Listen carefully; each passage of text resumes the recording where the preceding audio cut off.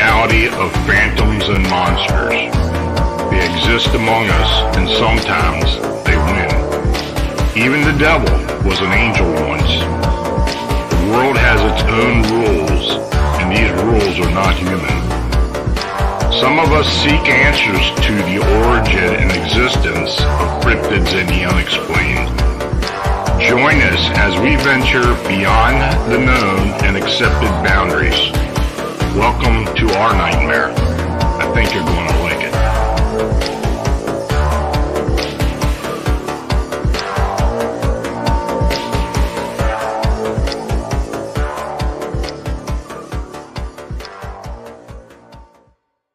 Hey folks, good evening and welcome to Phantoms and Monsters Radio, where we explore and discuss the unknown and the unexplained. I'm your host, Lon Strickler. Thanks for joining me this evening.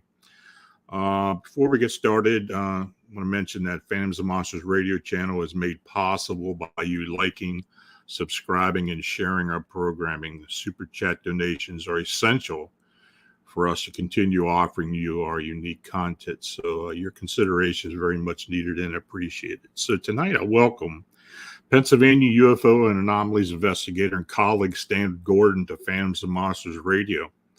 Now, Stan began his interest in the UFO subject and other strange incidents at the age of 10 in 1959. He began the field investigations of UFOs and other mysterious events in 1965 and is the primary investigator of the December 9th, 1965 UFO crash recovery incident that occurred near Kecksburg, Pennsylvania. Now, Stan is a former state director for MUFON here in Pennsylvania and has been involved with the investigation of thousands of mysterious encounters throughout the Commonwealth of Pennsylvania. And Stan has been featured in several films and documentaries. Stan's 4 books are the culmination of his extensive field research. Now, his latest book is titled Creepy Cryptids and Strange UFO Encounters of Pennsylvania, Bigfoot, Thunderbirds, Mysteries of Chestnut Ridge, and more.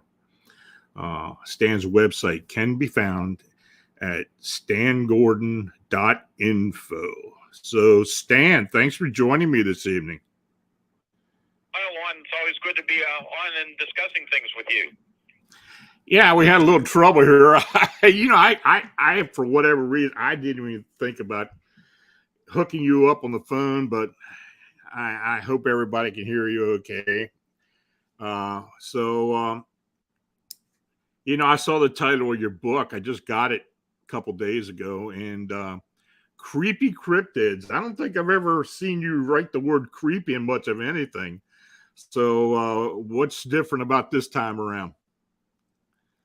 Well, I've been involved in this now for a long, long time. This is going on 63 years of research this year. And again, as you had mentioned, I've been involved with thousands of UFO sightings and hundreds of Bigfoot and cryptid cases across Pennsylvania. And these sightings never end. It's year after year, a lot of activity last year, year before, even in recent weeks. And some of the cases I've been working on, they're getting stranger and stranger. And I know you've had some of these incidents as well. But some of these cryptid cases are getting very, very strange and unusual.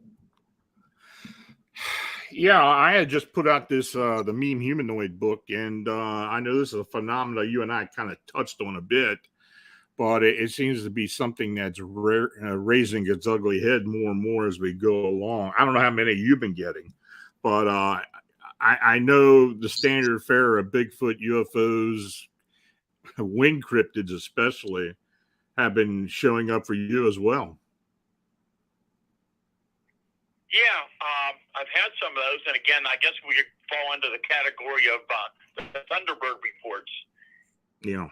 And last year it was interesting. We had a number of incidents reported, some in daylight, very interesting. But when I talk about Thunderbirds, I kind of put these various subtitles under that pretext of Thunderbirds, because one, a lot of those incidents, a lot of reports I get are these huge, oversized, almost like an oversized turkey vulture, generally brown or black, and with huge wingspans. I mean, we're talking estimated between 10 to 20-foot wingspans.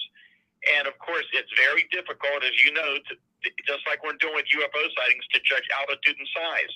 But we have incidents where these things were very low to the ground, and in some cases actually on the ground. For example, they would be blocking a passage of a vehicle, and they're sitting there on the ground eating a roadkill. And some of these cases have been just really amazing. And we had these two incidents last year. I believe it was in April last year. This was down in Montgomery County, kind of down toward your direction, a little further downstate. I believe it was about 40 miles outside of Philadelphia. And this was a really interesting case where this witness had observed this very large flying creature. Actually, she was in a parking lot waiting for an appointment, and she was a few minutes early. So she was on the telephone talking to a friend when this huge shadow came right over top of her car, and she thought a small plane was going to crash right where she was. So she actually, I believe she ducked her head, and she's on the phone telling her friend about it and said that actually moments after that happened, she saw the biggest bird she'd ever seen in her life. And anyhow, she went on to talk about it, and this thing apparently went and flew up to the top of the chimney of the building of the office she was going to. And as she's walking around to go towards the office, this huge bird is perched high on top of the chimney, and it's looking down, it's making eye contact with the witness, and said this thing had piercing, fiery eyes. It said the eyes were large and round, even from the distance up to the roof, and they were a vivid green, red, and orange color. And she began to run because as this thing made eye contact, she felt right away that she became panicked. This thing was going to come after her, and she starts running. And as she's running, she looks only about 8 feet behind her. This thing has its talons out, and this thing is basically just gliding towards her. And she actually just rushes in and just rushes into the door of the office to get away from this thing. And it was a very interesting interview with her. I have the whole report on my website. They can read the whole story on there. But apparently the professional person that she was going to have the meeting with had apparently in the past had also a similar encounter with a very similar huge flying creature on that property. So it goes into the information on that as well. But what's interesting with this case was the fact that it came down within 7-10 feet of the witness, made direct eye contact with this witness, and then several months later, outside of Pittsburgh in the afternoon, another person that apparently knew nothing about this, never heard about these kind of stories, was sitting outside when this huge flying creature came down within 7 feet, turned its head, made direct eye contact with that witness, and they were both very, very shook up. So that's a kind of interesting thing. So you have these huge flying creature reports, but then also, again, as I started saying, under Thunderbirds, we also have reports for years of these very large, again, generally dark brown or black, quite often black, leathery creatures, featherless, that look like giant bats. And then there's people I've interviewed, very, very credible people, that swear that what they saw looked prehistoric. They said what they saw looked like a pterodactyl or a pterotorn. And then, besides that, yes, we've had these reports of these winged humanoid creatures. Of course, that one case that, we've talked about long ago, I'm sure, was about that incident that happened March 11, 2011, up there in Butler County. It's kind of become known as the Butler gargoyle report. And that was kind of an interesting report as well. And I don't know if you want me to go over that report or not with you. I know we talked about it. You can go ahead and rehash that. That's okay. And by the way, I want to thank Lacey Wings for their donation. Go ahead, Sam. Okay. Well, anyhow, the witness who over the years I've got to know very well, and his family, he's a professional person. And I know him all. I know him also. He and I have talked not too long ago. Go ahead. Okay. So anyhow, it's early morning hours, and he's driving on this rural road between Chicor and East Brady. And he said as he's riding down the road, in his headlights, he catches something in the field to his right, at the grassy area. He thought at first it was a deer. And he said all of a sudden this thing was hunched over to stand straight up. And he realized that this thing was at least about 8 foot tall. It walked in front of a big, like a yellow sign, and it was a little taller than the sign. And he only saw it from the side. It never looked towards him. And as you look in this thing, it crosses the 2-lane road and 3 long steps and goes into the woods. So he said what he saw, it was kind of a humanoid figure. It was at least 8 foot tall that appeared to have smooth leather-like skin. It was either kind of a dark tan or a light brown color. And the head was kind of shaped like an aerodynamic helmet. The face was flat. I believe the eyes were not clearly defined, but they may have been pointed in the corner. And the arms were muscular and a little longer than that of a human. The hands had claws on them. And he said the one thing that really stood out was his extremely muscular legs. Mm. And he said the legs did not move like that of a human. They looked like they bent backwards. And it appeared to have wings on its back that were tucked into its body with the wingtips extending toward the side of its head. And what was really interesting about that case was within days, Dan Hagman up there at the Butler organization, Research the Unexplained, they had several reports from other people in that area that described seeing something very similar. Right. You know, out there in Butler and out there in your area, we've had a lot of winged being, large owls, humanoid owls, of course, with the pterosaur type beings and the Thunderbirds. Let me ask you this, since we do get a lot of those in Pennsylvania, and of course, this is the state I've had my encounter as well, just north of Gettysburg back in '88.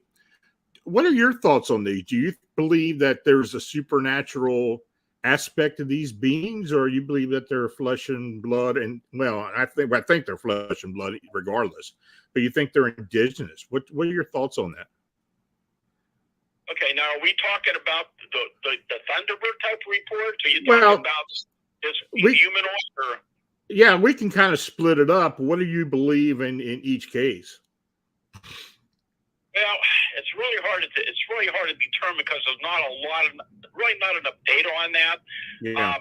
When we're looking at some of the Bigfoot and some of the other cryptids and some of the other cases I worked on, well, there's a lot of information that suggests we might be dealing with something as strange as it sounds, but for lack of a better term, we might be dealing with something that's interdimensional. There appears to be a physical and non-physical component to it. With these giant bird reports, again, the whole thing is this, Lon. We've talked about these various type of cryptid cases for years. We have these last few years. I know you've had reports. We've had these very tall, hairless, thin, sickly-looking humanoid creatures that are really strange reports, and they've come very close to people in some cases. And then we have some very weird things with the black panthers were out of place, and even a sighting just last week here up on the ridge. And all these other weird things. And I found some really interesting patterns we can talk about with the Black Panther sightings and how they might be somehow associated with some of the Bigfoot activity, actually. With the big flying creature reports, I've heard some things that I can't confirm. I've heard some things from other researchers I'm in touch with. I heard a case a few years ago up in the ridge. A person saw, I believe it was a huge white flying creature. And as I recall, the reporter said, the investigator told me that the witness told him it was strange enough to see that thing, but it was transparent that you could see through it. And that's kind of interesting because that fits in with some of the other cryptid cases I've been investigating for years. So, and again, I got off track. What we talked about a long time ago is this. You have all these reports coming in year after year, and there's a lot of weird things that, again, we haven't even talked about with various cryptids, and you get the reports, I get them, others are getting these type of reports. There's no way that we can have so many unknown species of animals out there. It makes no sense. Yeah. But you have so many credible people who are seeing these things and giving us the similarities of reports You see the patterns over the years. So there's something going on. But again, I think more and more, for a lack of a better term, I think we're dealing with something that comes in and out of our reality, at times leaves evidence, and then they're gone. These things, they come and they go, they're here and they're gone. Well, you know, if you live and investigate in Pennsylvania, you're going to have to be a little more open-minded, I believe, as opposed to most other areas. And of course, what we've been dealing with out in the upper Midwest with the winged humanoids, we believe the same thing, that these are some type of interdimensional being. I want to thank the Oculus for their membership and their donation. Thanks again. And I don't know. I mean, you know, the different types of winged beings that people encounter and report to us here in Pennsylvania, I guess it can get confusing, but I personally believe that myself that the Thunderbird like beings, possibly the Pterodorn type beings, maybe some type of indigenous entity. But yeah, I'm with you on the humanoids. That's just a little too strange to be something other than supernatural. Yeah, it's very strange. And I know you've had cases over the years where people have talked about some of these huge flying things people were seeing in the sky, look something like giant stingrays. Mm-hmm. And I had an incident, among others, last year, and this was in September of last year, and this was early morning, so this is between Greensburg and Latrobe, so it's a rural area, and the fellow was, early in the morning, was pumping gas at a gas station, and this guy is very credible, and he said he's sitting there pumping gas, standing there pumping gas, and he happens to look up across the road, and he says he sees this huge flying creature right over top of the tree. He said it was like watching something from Jurassic Park, but he told me, he said it looked something like a huge, oversized stingray in the sky. Mm-hmm. And he only saw it for seconds. He said it was all dark color, had very long legs and a tail, had a very wide wingspan. It occasionally flapped its wings, but it just soared most of the time that it was being seen. And he's very familiar with turkey vultures and blue herons and other birds in the area. And he said this was completely different than anything he'd ever seen before. Did that sighting happen to be near any water at all? No. Okay. I mean, are there lakes around the area? Within miles, but nothing right in that immediate area that I can think of.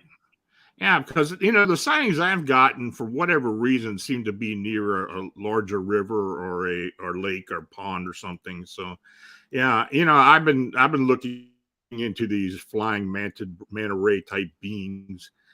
I'm kind of at the point now where I believe there's some type of bio UFO or bio craft of some type.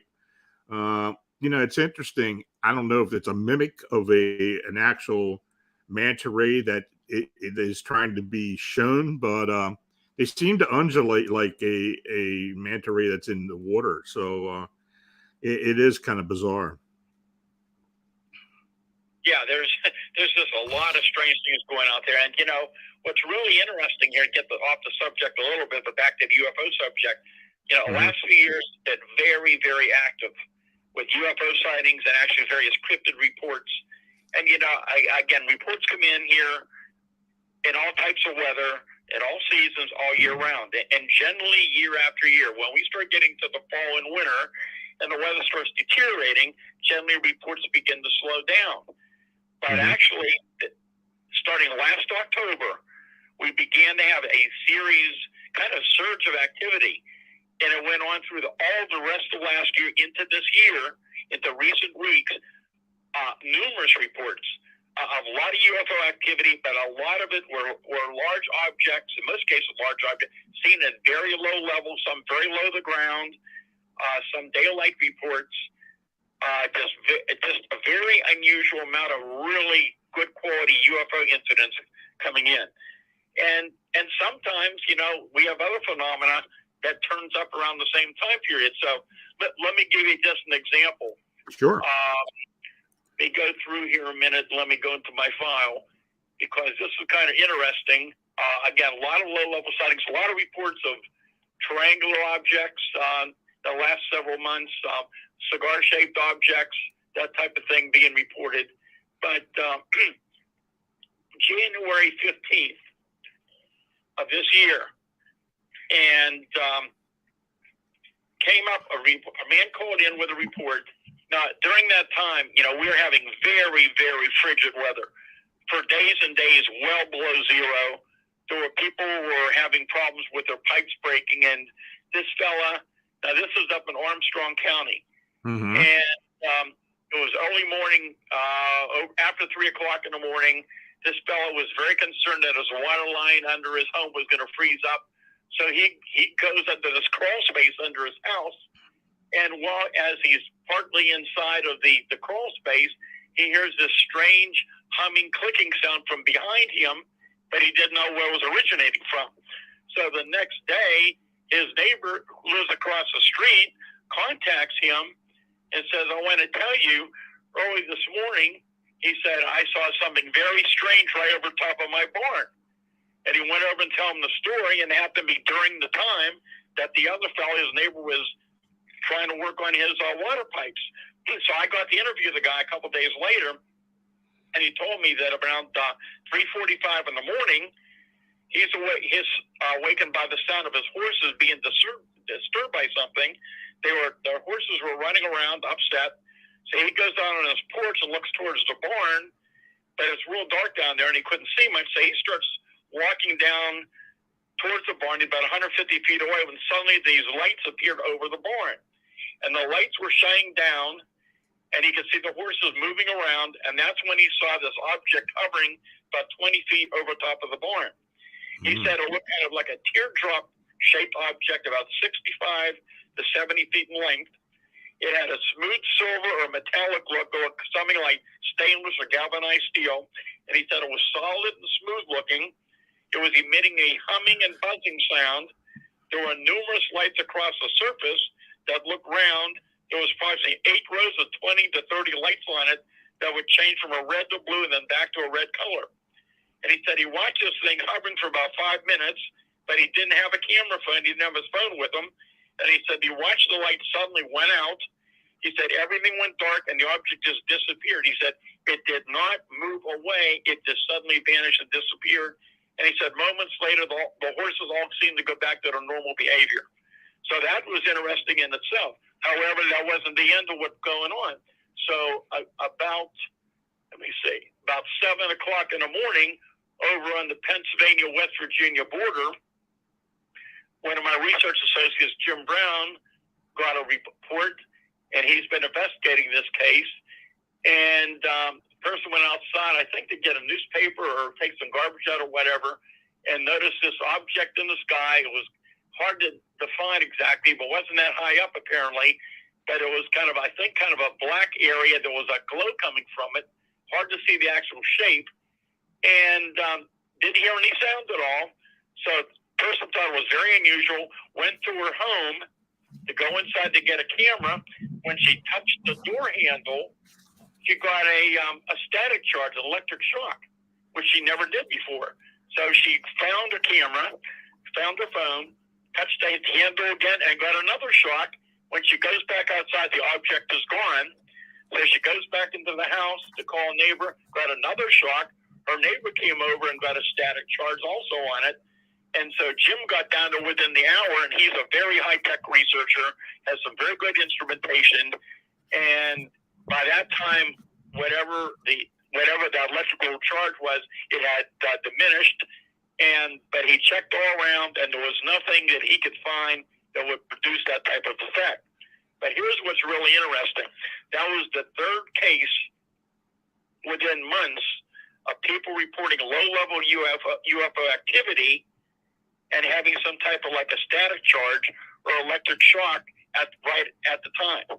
Now, of course, historically, we have a lot of reports of electromagnetic effects.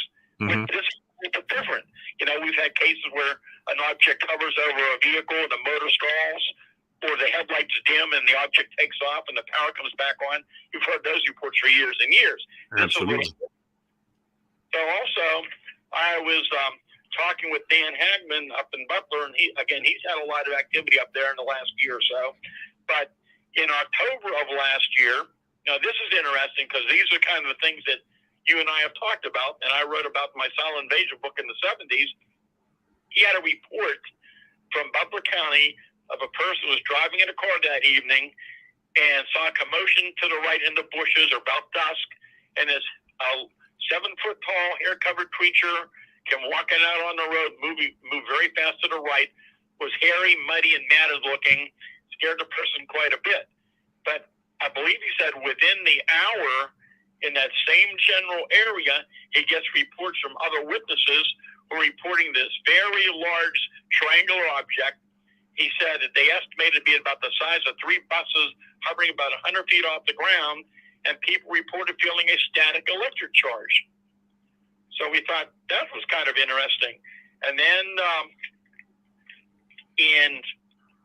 up in Fayette County, so this would have been a month later, November, I talked to another witness, very interesting case.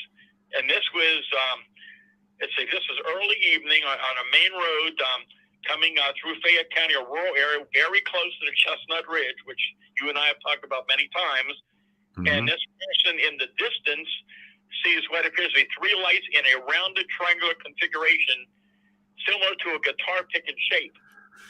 And the lights were perfectly circular, were non-blinking, kind of an orange-yellow color, were about the size of a large dinner plate. As this person got closer, this thing was hovering only about 30 feet off the ground. And person passed basically pretty close underneath it. And the lights have now changed to a pinkish yellow color, but this thing was small.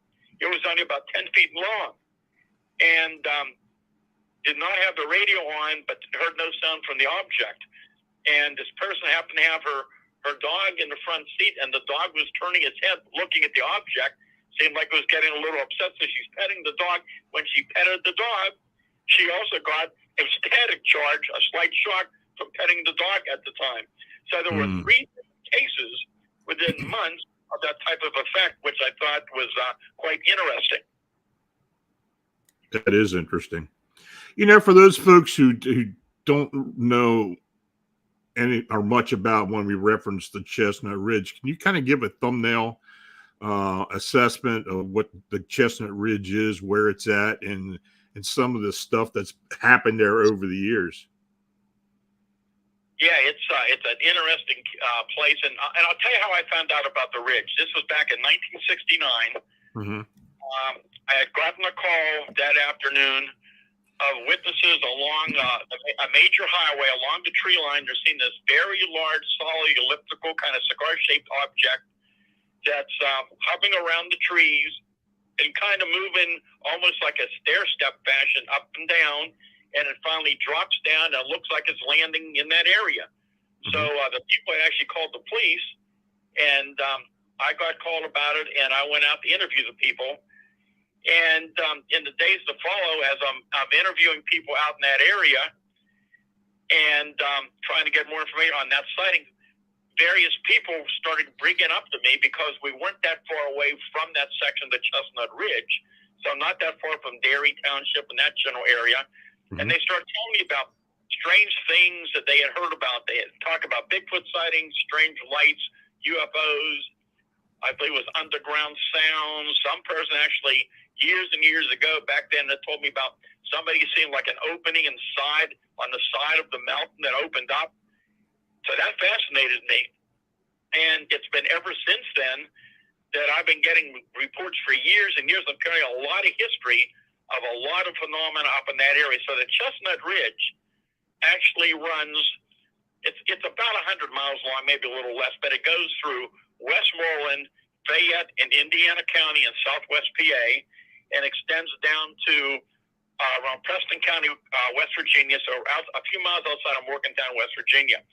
It is a virtual active area year after year for UFO sightings, Bigfoot sightings.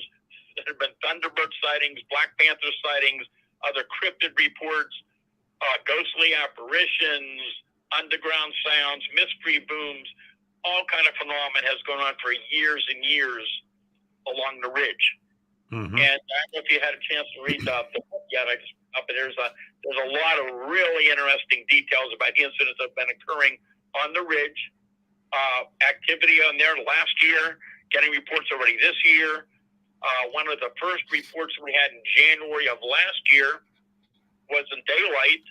So this would have been right on the border of Westmoreland, Indiana County, on top of the ridge, where a witness saw a 7.5 to 8 foot tall, hair-covered, hairy Bigfoot covered with dirty white matted hair, which you don't hear about those very often. We've had those reports in past years, and it was walking through a field in the afternoon. Unfortunately, the guy didn't have a camera with him. And then in the weeks to follow, other people reporting strange screams and howls up in that area, but we get those for years and years around there. And then the body footprints in the snow. But it's a fascinating area. And again, one other anomaly that I get reports up in there, and I've had one just a few weeks ago, not far from there, are these reports of, again, what I call mini UFOs. And I think they are a very important part of the UFO phenomena. I've been investigating them since the 1960s. A lot of people don't seem to know much about these or talk about them. Some talk more about saying, of course, they're describing it when they talk about orbs. But I started investigating these back years and years ago, and these smaller objects are fascinating because they're not high altitude. They're very low to the ground. They'll, on occasion, come very close to human observers. I mean, they've been close enough a person could put their hand out and touch one. I've had them follow vehicles. I've had them enter people's homes and cars through open windows. Sometimes they'll go back out the window. Sometimes they'll go right through the back of the vehicle, or they'll go right through the wall of the house. I've had people report them inside of their house. And these are just fascinating reports. Now, generally, the smallest ones look like oversized fireflies or lightning bugs. And they're about 1 inch or 2 in diameter, and then they go up to about 1 foot or 2 in diameter, and then some a little bigger. But 1 foot or 2 in diameter is very common. And again, some a little smaller, but they're generally spherical, but not always. And sometimes they're solid and metallic looking. In other cases, they're just luminous balls of light of different colors. And they're very fascinating because, you know, in more recent years now, not only in Pennsylvania, but throughout the country, in areas where you have a lot of active Bigfoot reports, researchers and witnesses are reporting seeing these small spheres of light low to the ground in the trees, sometimes approaching close to them. And they're very, very fascinating. And, of course, going back to even 73, which I think you probably remember from my Silent Invasion book, there was a case north of Pittsburgh where 2 witnesses observed this white, hairy Bigfoot running across the road towards the woods. But in one of its hands, it was carrying a small sphere of light, a ball of light. And a short time later, this object came across the sky, projected a beam of light down into the woods where the creature ran into. Right. And so those kind of reports are going on more and more around the country. Some association between these small orbs of light and even the Bigfoot phenomena. Well, yeah, you know, I've been hearing and talking to folks way back in the 80s when I used to work for the steelworkers. We used to have retreat up at Linden Hall, which is just outside of Perryopolis. But, you know, that whole Chestnut Ridge, Laurel Highland area has a lot of strange phenomena. And, you know, I used to hear stories every time I used to go up there. We'd go on retreat, be up there a week. I would always hear something, or somebody would say, I saw something strange last night, this and that. It never failed. You know, what do you believe is the reason behind so much strangeness in that area? Well, you know, I've never been able to find any definitive pattern to it with the ridge itself. But what I did find, and I think you brought some about this a few minutes ago, and I think you brought the bodies of water. What I found many, many years ago, and this continues to show up, many close-range, low-level UFO sightings, and many close-range encounters with Bigfoot and other cryptids, Thunderbirds, the outer-place black panthers, these other cryptids that show up. They commonly occur in the vicinity of high-energy sources. Mm-hmm. So you've got a lot of reports around rivers, lakes, reservoirs, high-tension power lines, power plants, gas wells, gas lines, radio and cell phone towers, windmill farms, railroad tracks. There's no doubt whatsoever that there's a energy pattern to a lot of these incidents, for whatever that might be. Oh, I agree. It always has seemed, and I used to go on the Yakagani a lot. It always seems there's a lot of strange activity associated with the Yakagani into the Monongahela. I know you've had UFO reports. I've had people have had sightings while fishing or doing whatever activity along either one of those rivers. Yeah, I agree. There's something about that area.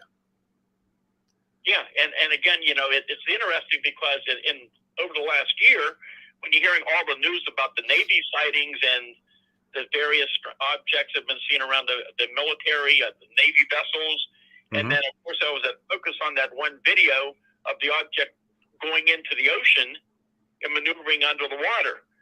And here in Pennsylvania, for years and years, we've had reports that you see it going in and out of the rivers and lakes of Pennsylvania. So this has been going on for a long, long time. It's interesting. So as far as Bigfoot activity and well, especially the Ridge, what's been coming up more recent years? I know there've been a few interesting encounters. Yeah, I understand there's been some activity. I don't have enough detail yet. I know there's been some reports of some activity in the last couple weeks. I'm not ready to talk about it yet till I have all the information. I've heard a lot of reports over the last couple of years, secondhand reports of people who had friends or relatives that saw something that they believe was a Bigfoot, but the people themselves didn't want to come forward. Again, there were several sightings last year, and some reports are interesting. And, we had mentioned a few minutes ago about the strange lights in Bigfoot. Here's an interesting report that happened in more recent years, 2019, outside of Pittsburgh, in a rural area, early morning hours. This fella had gotten up and was looking out the kitchen window, and it was all illuminated outside, and the backyard went to a large wooded area. He sees what appears to be a small Bigfoot, and we have had reports of smaller ones around 4 to 5 feet tall.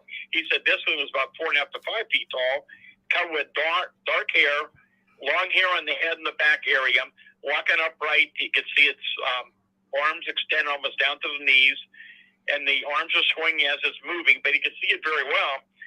And it enters a particular area of the woods.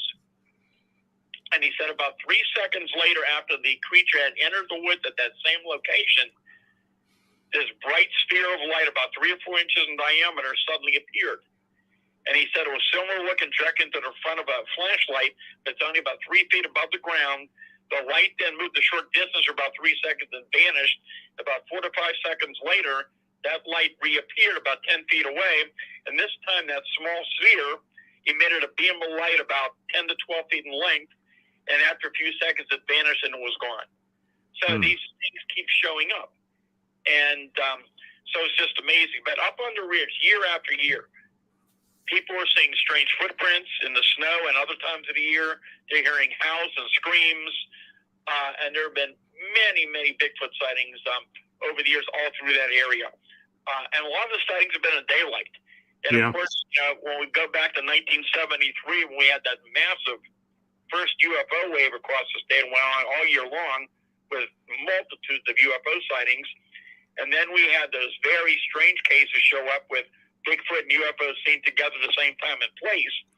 But there was a lot of Bigfoot activity, especially along that area around Derry Township, along that area, the Westmoreland County side of the Chestnut Ridge. And, I mean, year after year, we're getting reports of people seeing them up in that area. But a lot of those sightings in 73, I mean, they were in daylight.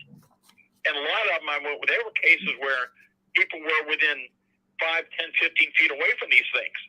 And in some cases, you had multiple creatures, like 2 or 3 together at the same time. And my teams at the time, we would get out there within minutes to hours after these occurrences took place.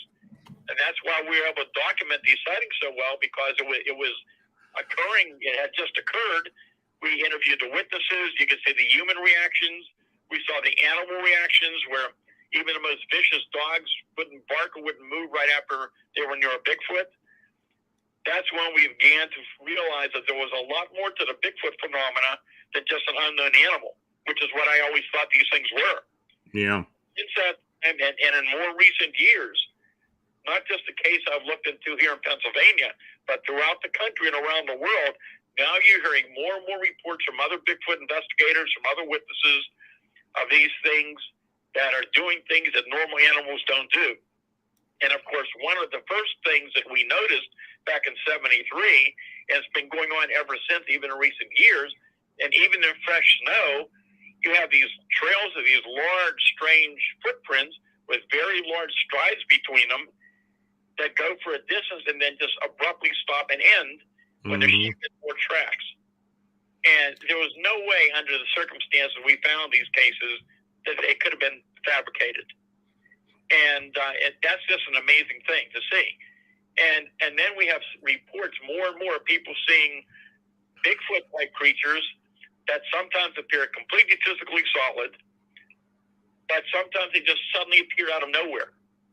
The people are going down the road, and this thing just suddenly appears out of nowhere. They see it from head to toe, and moments later, it's just gone.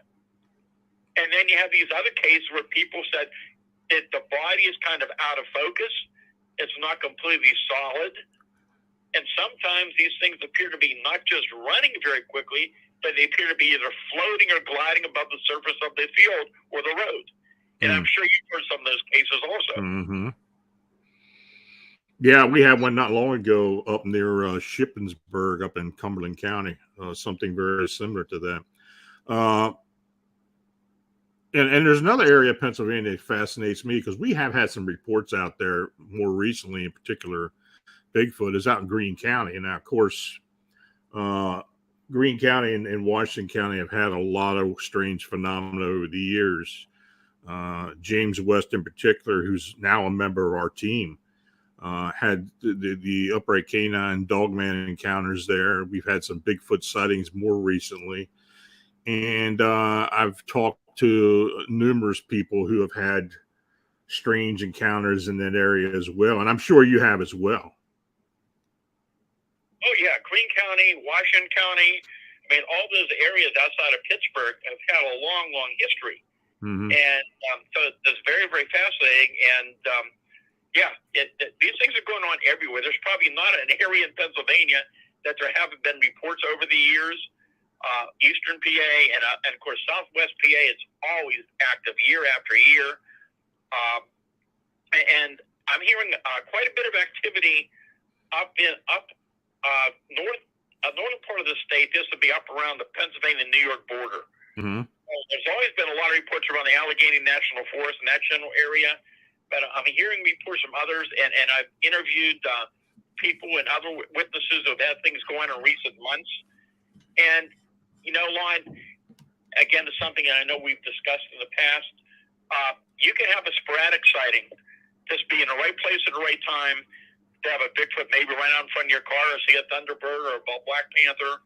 But there also is this other aspect of the phenomena, that there are times over the years where this phenomena seems to focus on a particular geographical location.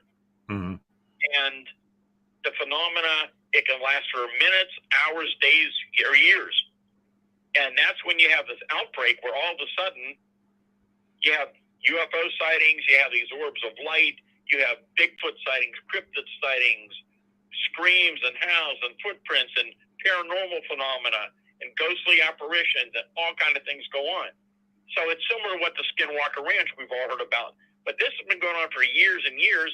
I was looking at these cases back in the 70s, and in more recent years now, there are some specific areas of Pennsylvania on certain properties where this is ongoing.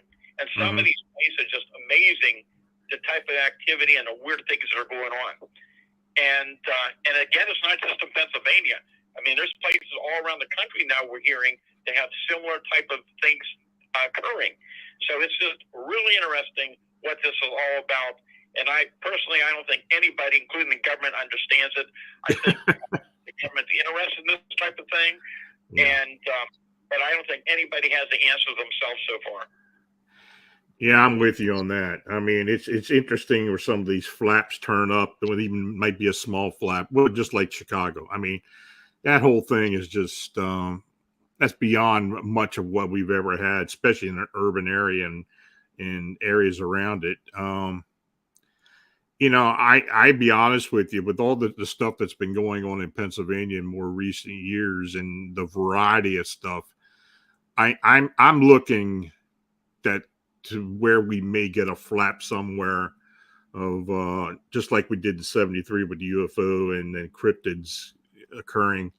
I think it's very possible we're going to get something like that in the near future.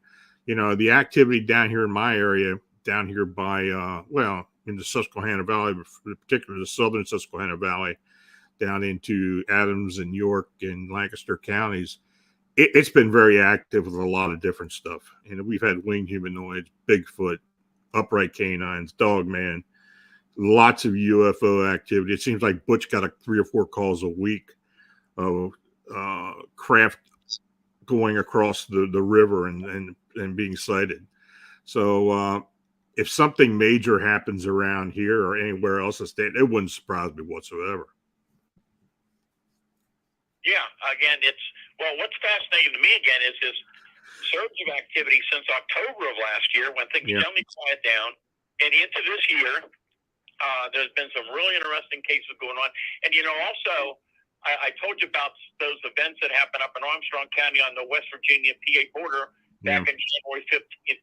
What I didn't mention to you is that same morning in daylight up in Cambria County, there was another very close-range Black Panther encounter. And then just last week, up on the ridge again, up right near the ridge, up in the Westmoreland County side, again in the afternoon, another Black Panther sighting. And this person, very cool witness, had a good look at this thing. It was afternoon, but it was late afternoon. It was just about getting dusk. And he thought at first when he saw this thing it was a deer, but it was getting dark, and he gets his binoculars, and he says it's this huge black cat. And but anyhow, he gets in his vehicle and he goes after this thing, and he tried to get a couple of pictures, which he did, but unfortunately it was almost dark, and the camera didn't do a very good job. You can see something on there, but not enough to be sure. He couldn't get any closer to it than I think he said about 50 yards, about the close he could get to it. And he started running up, and he said he got a really good look at this thing. He said it was solid, black, and huge. He said the body was at least 3 to 3.5 feet long, with the tail very long, about the same length of the body. Tail was long and thick and curled out underneath and all black. And he's certain that's what it was. And these Black Panther reports are just so intriguing because, of course, when we think about Black Panthers, we're talking about black leopards or black jaguars, not common in this part of the world. But they've been seeing these for years and years here in Pennsylvania.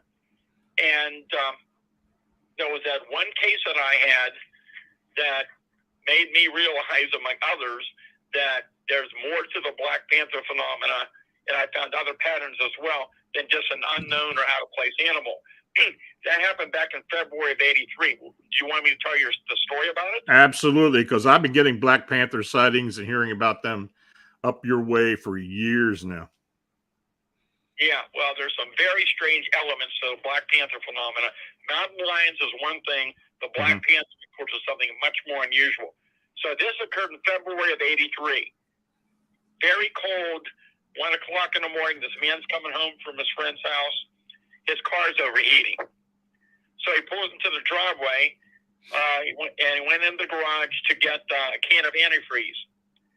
So he comes back out and he opens up the hood and he's putting antifreeze in the vehicle. And a few seconds later, he hears this growl. So he turns around, and about 20 feet away, there's this large black house cat sitting there staring at him, growling at him. He didn't think too much of it because there's cats around. He's out in the country. He goes back to putting more antifreeze in the vehicle. A few seconds later, he hears a second growl, but this time the growl is much deeper and louder. And when he turns around to look, he's shocked because that large house cat had now physically grown about another foot in length.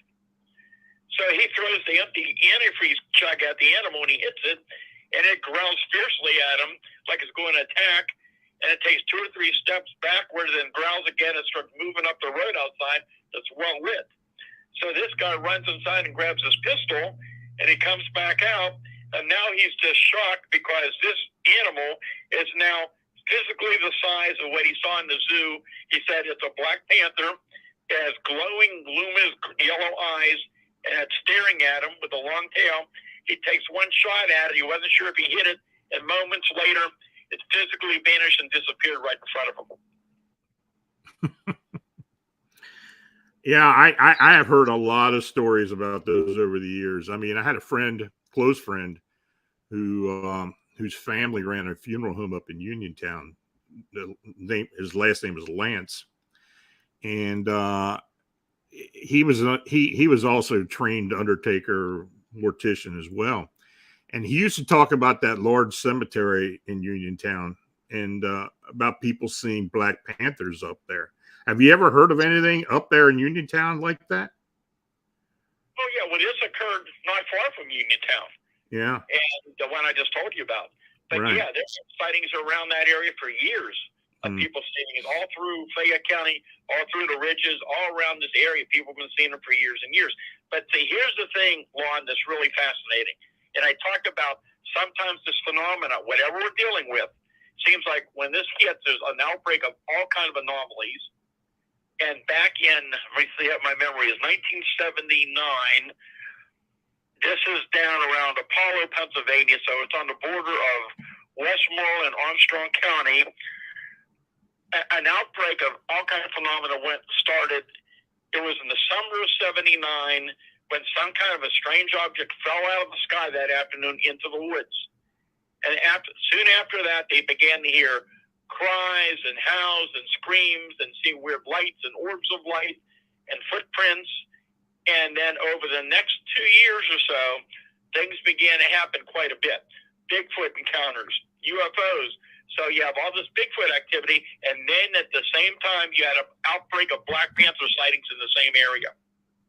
And this series of events became so well known that the local news actually covered in the newspaper and on television.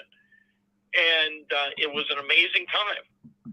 And there was even some incidents involved with some of the people involved in that case who claimed that this Bigfoot mentally tried to telepathically communicate with them, which is something that's very rare in this part of the country. I've only had a handful of cases like that. Again, the witnesses were credible. They were really reluctant to tell me about it. But that was fascinating. So sometimes when you have an outbreak of Bigfoot sightings in a certain area, you also have an outbreak of other cryptids. And you may have heard this over the years. There have been incidents where you have a Bigfoot accompanying another cryptid together at the same time. Oh, yeah. Yeah, I've heard a lot of strange things. You mentioned before with the orbs being seen around sightings of Bigfoot more and more, and that does seem to happen.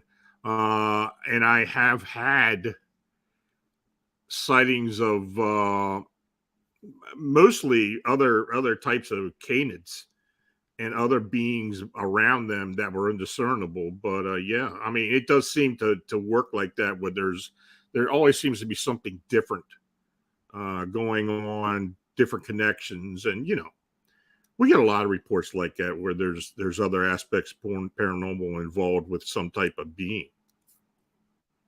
Oh, yeah.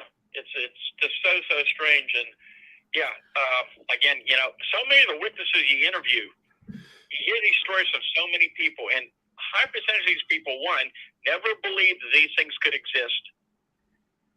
They very rarely would ever talk about it publicly. And even when I'm interviewing them, they were so reluctant to talk about it.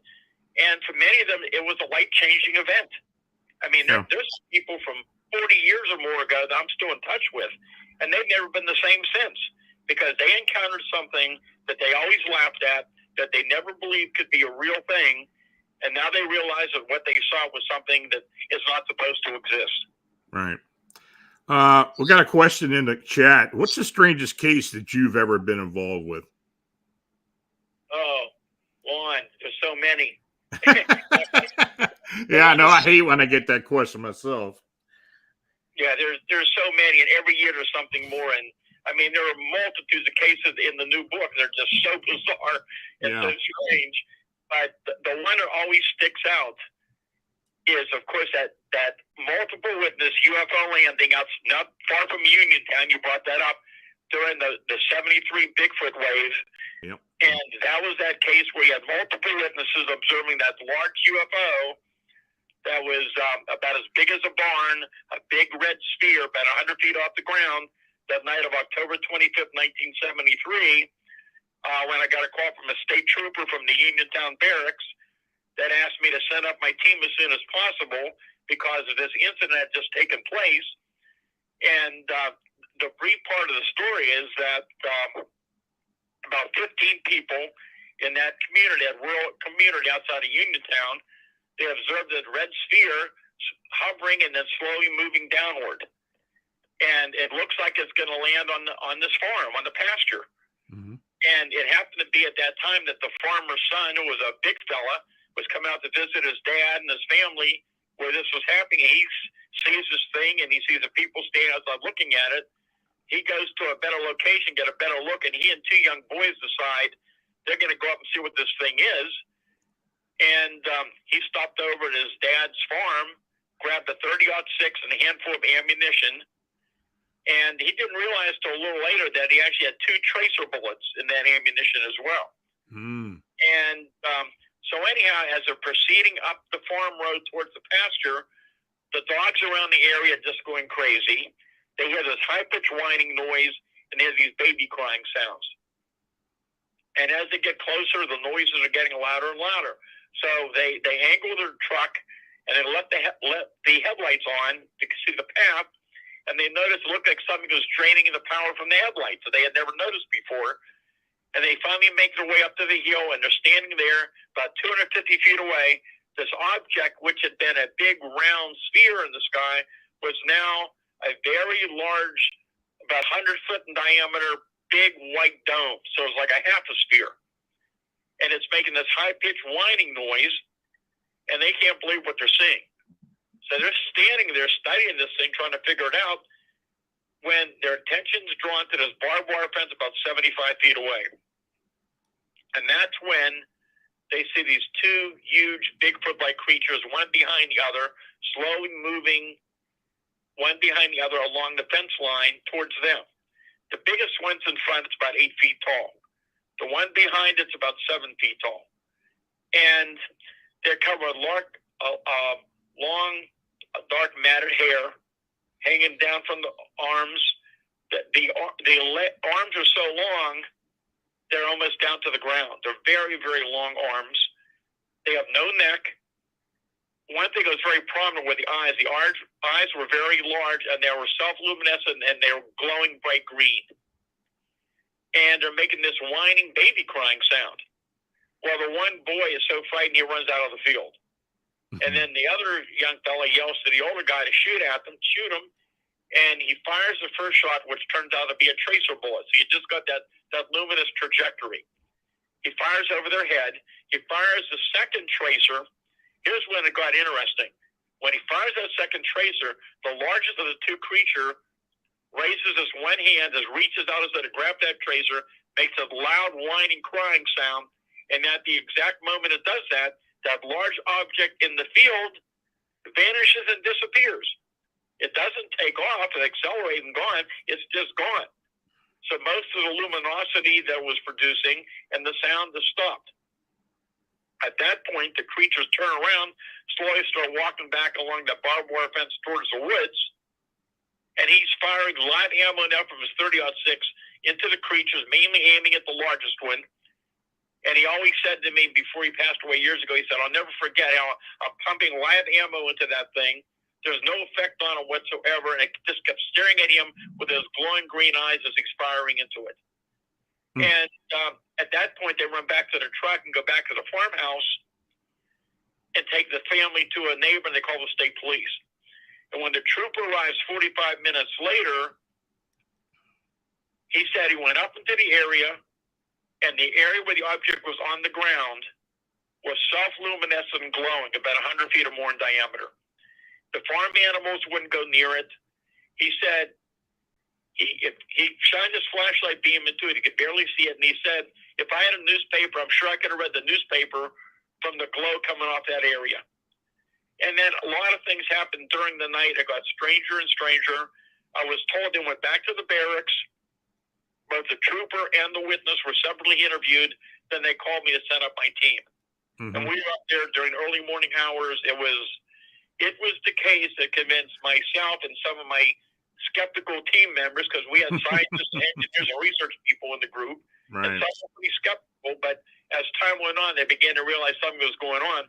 But that case was the case that convinced me and others that we're dealing with something much stranger than an unknown animal. And there's a lot we just didn't understand. And from that point on, the reports got stranger and stranger in the weeks ahead. Absolutely. You know, folks, if you get the Small Town Monsters film, Invasion on Chestnut Ridge, that incident is depicted very distinctly in that, and stands in the film as well. And I think Jim's in it also. It's a very good film, and it really goes into depth of what happened during that incident. So, Stan, tell folks how they can get a hold of you, how they can get your new book, and whatever else you want to put out there. Okay, well, my website is stangordon.info, I-N-F-O. Contact information is on the website. There's an email address, which is paufo@comcast.net, and there's other ways to contact me as well through the website. All of my books are available at Amazon.com, BarnesandNoble.com. The new book, which has, again, some very, very strange cases. It gets into a lot of detail about a lot of the strange things up on the Chestnut Ridge and other areas. And it's called Creepy Cryptids and Strange UFO Encounters of Pennsylvania, Bigfoot, Thunderbirds, Mysteries of the Chestnut Ridge, and more. And I think people are going to find some really fascinating stories in there. I highly recommend it. And Stan, again, thanks for coming on with me. Buddy, we'll be talking very soon. All right, Lon, have a good evening, and thanks again for having me on the program. You take care. Now, if you've had an unexplained encounter or sighting, feel free to contact me directly at Fams of Monsters on the blog site, or go ahead and email me at Lon Strickler at famsofmonsters.com. Also, if you would like to have your encounter or sighting read on the show, please forward to my email. We're going to be producing a show either on a weekly or bi-weekly basis where I'm going to be reading newer reports that come in. So that's in the works. So you can look forward to that real soon. You know, I want to again thank Stan Gordon for joining me this evening. And thanks to each and all of you for watching and chatting. If you've made a super chat donation, it's truly appreciated. Your support is what makes this possible. So please like, subscribe, and share. And also, the membership is available as well. So go over there, check it out, and sign up. My new book, The Meme Humanoids, Modern Myths or Real Monsters, is now available on Amazon. So, and we will be giving out a couple books on next week's show, which is going to be a humanoid roundtable discussion. The guests are kind of non-committal at this point. We'll have a list up in a couple of days, and I'll post the show then. So, but it should be very interesting and a very entertaining discussion. So, until next week, stay healthy and have a safe and enjoyable weekend. Good night.